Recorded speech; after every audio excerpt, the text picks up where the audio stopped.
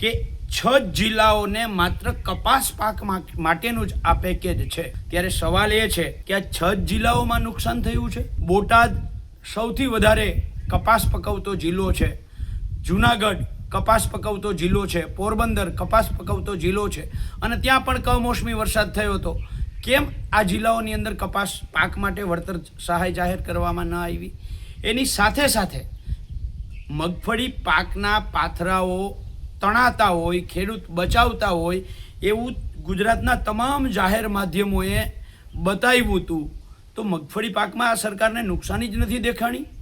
એટલે મને ક્યાંક ને ક્યાંક શંકા છે.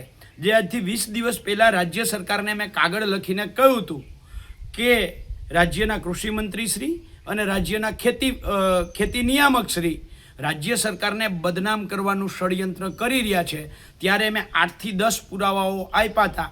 આ એનો એક વધુ બોલતો પુરાવો છે કે સરકારને બદનામ કરવા માટે જાણી જોઈને અમુક જ જિલ્લાઓ પસંદ કરવામાં આવ્યા છે.